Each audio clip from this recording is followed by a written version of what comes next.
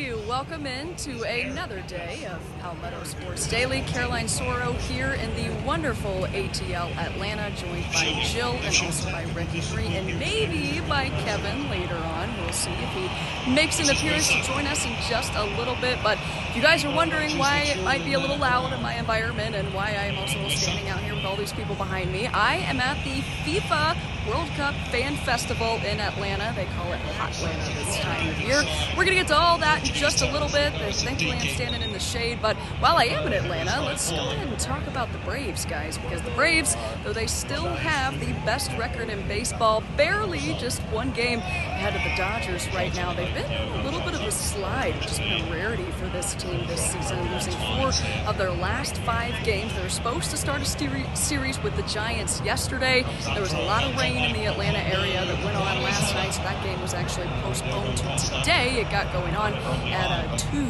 Eastern time, so the Braves are now playing a doubleheader with that suspended game that was called midway through, and then they'll have another game going on at 7:15 this evening. But I mean, at least me personally, as a spectator and following this team, it's kind of hard to pinpoint maybe what exactly has been going on for the Braves. Granted, it is the MLB; they play 162 games. We're talking about a 5 or 6 game stretch here where they've been on a little bit of a slide. Some of the pitching has been a little questionable. The Braves giving up 7 runs in one game to the Mets, giving up 8 runs in another game to the Mets. They've had former Clemson Tigers Spencer Strider, who is now out for 4 weeks dealing with an injury that he suffered in one of those games against the Mets. He started and gave up a grand slam and a home run in that game. So hard to kind of figure out exactly what's going on with this team. Maybe, I don't know, guys. What do you think? Rick, I'll start with you. What do you think's going on with the Braves? What's been contributing to this slide? And what do they need to do maybe to get out of this rut that they've been in for the last 10 years or so? Well, it's not time to push the panic button just yet. You mentioned they still have a considerable lead in the National League East, and they got off to a really, really hot start this season. So they were providing themselves with some cushion. Baseball is a long season, 162 games. You're going to have some down periods. And now it looks like the injury bug is biting. You mentioned Spencer Strider, Michael Harris. He's got a back injury. He's going to miss some time. Ronald Acuna, he seems to while he consistently performs at a high level, he's consistently injured. So I think all of that is catching up to the Braves just a little bit. But like I said, they've still got a nice lead in their division, but they do need to turn it around and start winning more than they're losing. I mean, dropping 4 of their last 5, you got to turn this trend around. I agree with you, Rick, there. It's just highs and lows of baseball. You can't expect a team to be that on for the entirety of the season. There's going to be a lull at some point, and you mentioned that injury of Strider. You don't want to see that at all because he was just coming off, I believe it was a strained oblique. So then you have something else coming into play. But I think it's a smart move to pull him out, make sure that he's getting where he needs to be so that he can be the best for this team when it comes to kind of the do or die of the season. But yes, once again, there's no need to push that panic button. They did still get that 1 win against the Mets, but we'll see how it goes with the Giants so far. They're playing right now after that game was postponed yesterday. And, we're talking about them cooling down a little bit, kind of what's going on in this stretch. But really, it is important to keep a little bit of perspective here in the midst of this thing. Because if you think about the Atlanta team that we all watched last season, it was the first time that they had missed the postseason since 2017 or something like that. The turnaround, a little bit getting closer to halfway through the season this season has been insane. If you just look at it from a numbers standpoint, the amount of wins that they're on pace to achieve this year, which is in the triple digits compared to the 75, 76 wins that they finished with last season. So definitely, like Rick and Jill, you both mentioned, no need to press the panic button. By all means, everything is in a much better spot this time this year than it was this time last year. So this is a team that's made kind of a remarkable turnaround. Of course, the franchise is storied and has had a lot of success recently. But, there is something to be said for what first-year manager Walt Weiss has been able to do and kind of the energy that this Braves team has come out with so far this season, Rick. Yeah, since Kevin is not able to be with us right now, I've got to give the Charleston River Dogs some love. They have clinched the first half divisional title, so that wraps up a berth for them in the Carolina League playoffs. So, congratulations to them. And, we've been talking about the long season that baseball has. Well, this takes some of the pressure off of them, but of course they would like to go on and also win the second half championship. But they know that they are going to be playing in the postseason. So we'll see what other teams in the league can do, like the Fireflies here in Columbia. Last year they made the playoffs for the first time and wound up playing in the championship series. So baseball is a long season. You may not be doing well here in June, but you've got plenty of time to get hot and make the postseason. All right, that's going to wrap up the first portion of Palmetto Sports Daily. We're going to take a time out and be right back with much more.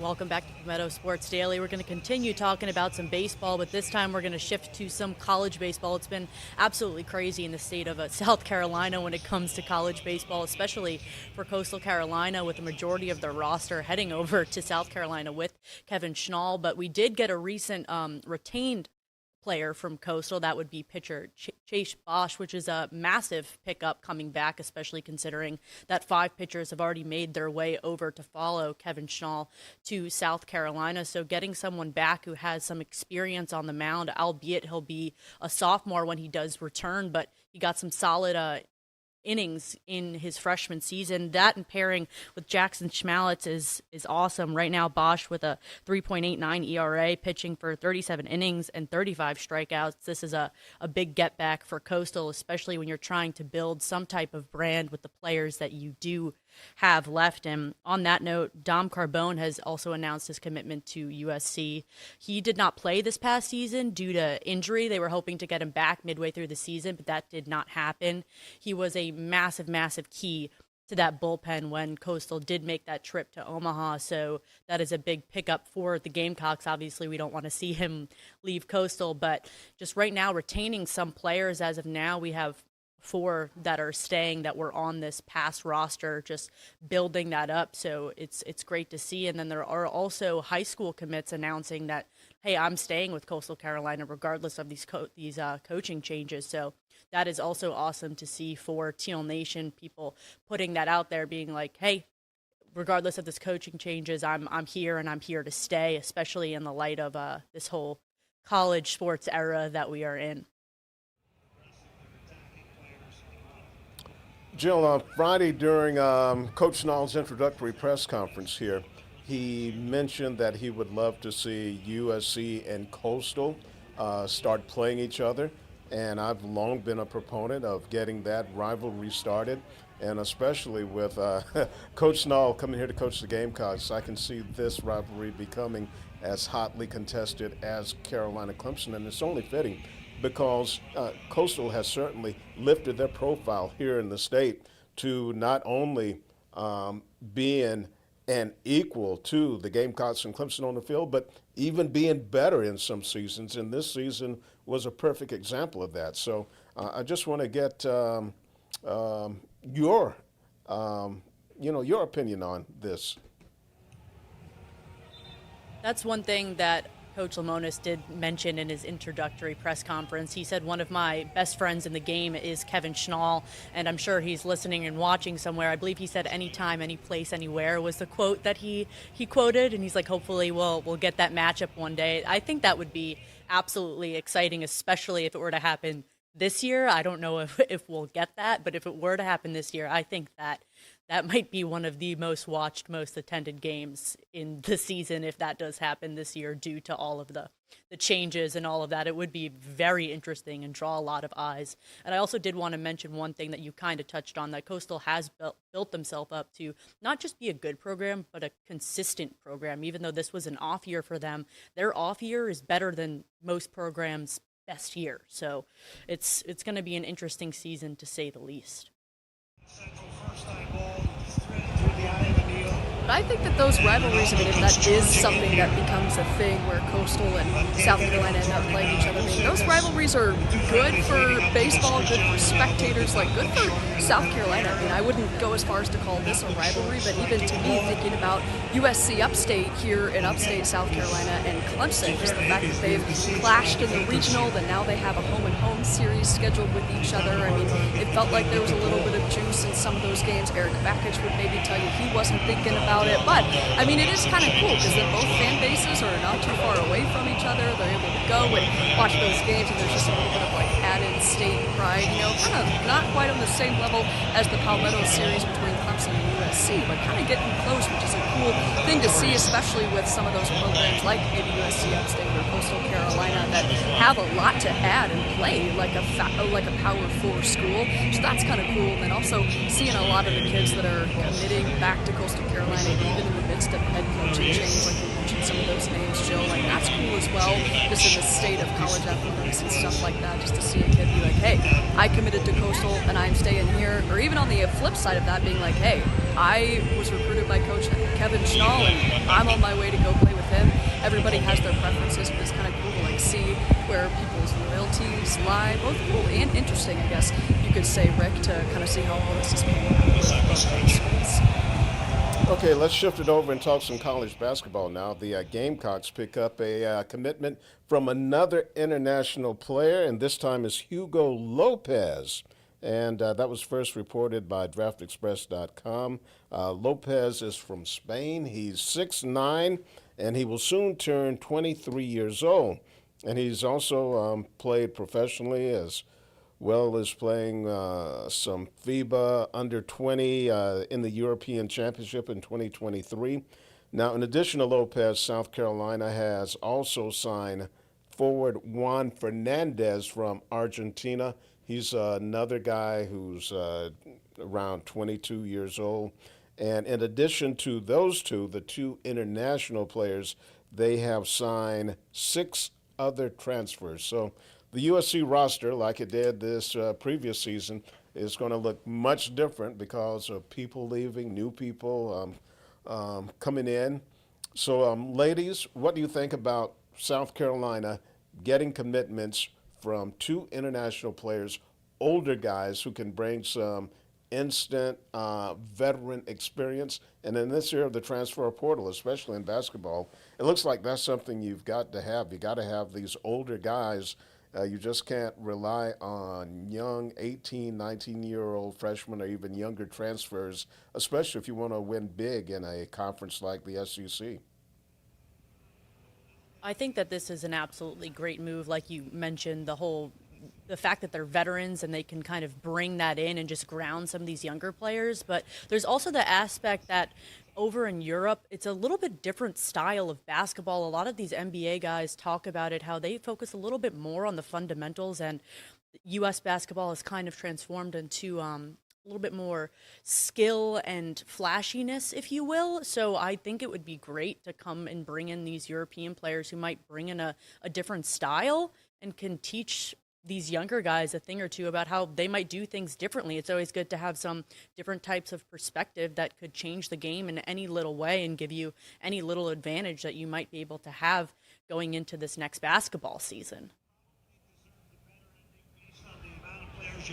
Yeah, and kind of on that note, Jill, just for, even talking about South Carolina specifically with the situation and what's gone on with the men's program the last couple of years, I think there were maybe a lot of people that were surprised that the Gamecocks brought Lamont Harris back. So I feel like this is kind of a do-or-die situation for him this season. Like, this team is in a spot where it needs to have success. And so being able to bring in a couple guys like that, like you mentioned, that are maybe able to do a little something different than the way some of these teams have looked the last couple seasons, have a couple of those guys that bring a little bit of size, like have a pretty solid incoming transfer class, like that goes a long way, especially when you kind of have to shift and adjust to this transfer landscape that is college basketball and all of college sports right now. If you can do that well and make it work, then great. But I guess we'll have to wait until the fall to kind of see how it all transfers. But while we're talking hoops, we're also hearing from Clemson men and women's basketball going on over in Clemson today. So head coach Sean Poppy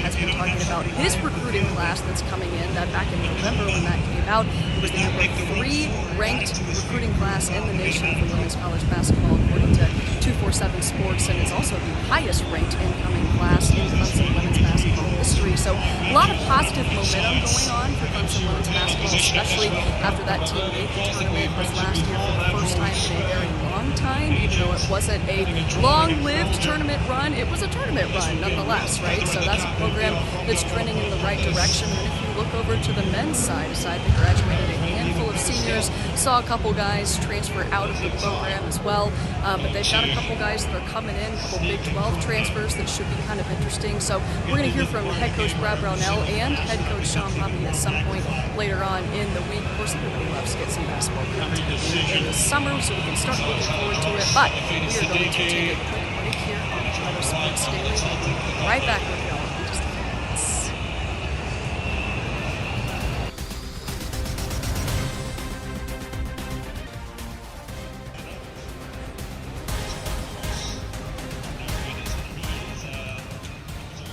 And welcome back to Palmetto Sports Daily. While Jill and I were in the comfort of our air-conditioned studios, Caroline is out there in the heat in Atlanta for some World Cup action. Caroline, what do you have going on down there in the ATL?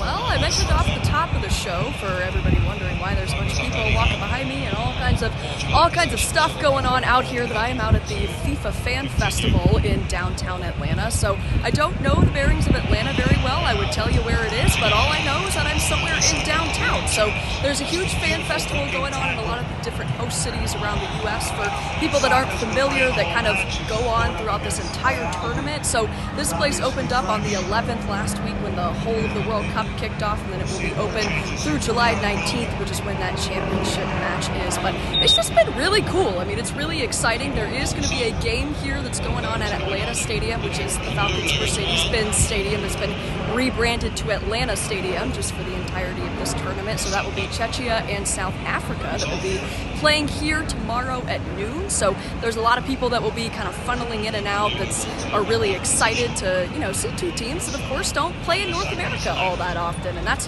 been kind of a really cool theme of this World Cup. I don't know how much you guys have been keeping up with it, but even as I'm walking around here, there are all kinds of people that are in different jerseys. There's a lot of Ronaldo jerseys that are out here today because Portugal has been playing in the earlier window today, so I've seen a lot of Ronaldo jerseys. But there are jerseys from all kinds of teams that aren't playing today, countries that aren't playing in Atlanta, people that are just here to watch. There's a huge screen that they have the current game going on that's kind of over yonder somewhere, which is really cool. So some people are able to watch. There's also food, there's games, there's beverages that are out here. So there's a lot of people that are able to enjoy their time, and some people that I interviewed and spoke to just said it's cool to see all these people from different walks of life in Atlanta or wherever just all come together and enjoy something together, which is football or soccer or whatever you want to call it. So it's pretty cool, Rick. But to your point, it's hot. There is a reason that they call it Hotlanta, and there is a reason that I am very strategically standing in the shade out here right now. Well, Caroline, I love your reference of over yonder. So that's a real Southern saying, over yonder there somewhere. But it's really neat to be in a city like Atlanta that gets to host so many events. Back in 1996 when Atlanta hosted the Olympics, and that's one thing I've really enjoyed. You see so many people from so many different countries. I mean, it really becomes a melting pot. And when you talk about the heat, Caroline, it's always hotter here in Columbia than it is in Atlanta. I was in Atlanta for 3 weeks back during the Olympics. It was hot then because it was in July, but when I got back to Columbia, I went, dang, it is hotter here. You know, the slogan here is Columbia, famously hot. So stay in the shade as long as you can. Oh, are you covering the match tomorrow as well? That we are trying to figure out, as I'm sure you can imagine, the credentialing process for getting into a World Cup game is a lot going on. So at the very least, we will be here covering the Fan Fest. Carmine, Jamae, and Ella Grogan are going to join me here later on this afternoon, and we're just going to be trying to talk to some people. We're also going to be trying to hear from both teams who are playing here tomorrow, depending on what that looks like. So we're keeping fingers crossed that maybe we'll be able to get into that game tomorrow. So TBD, we'll keep you guys updated on that. But I mean, whether we're able to go into Atlanta Stadium or not, I mean, the scene out here is just pretty awesome. And like you mentioned, Rick, it's really cool to see people from all different walks of life just having a good time. You know, it's cool. There's a lot of people out here for 3 p.m. on a Wednesday. It's pretty sweet. But we are going to take another quick break here on Palmetto Sports Daily. Talk a little more ball with you guys right after this.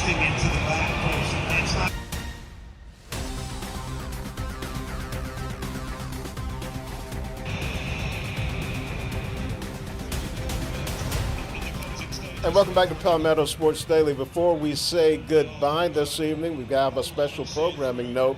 How about we are going to air the induction ceremony for the South Carolina Athletic Hall of Fame. And you can watch it right on the very channel that you're watching us on right now. It's going to be Sunday at 8 p.m. The induction ceremony took place here in Columbia back in May, but we've edited together all the best parts. And you see Tim Beret, Clemson Sports Information Director, right there. He went into the Hall of Fame along with Steve Spurrier. We have Olympians going in, people associated with basketball, baseball. Again, it's going to be on this channel Sunday, 8 p.m., the South Carolina Athletic Hall of Fame banquet and induction ceremony. A really great event. One of the best events I've ever covered during my entire career. It's quite a show. All right, that's going to wrap it up for Palmetto Sports Daily. Have a great evening, everyone, and we will see you tomorrow.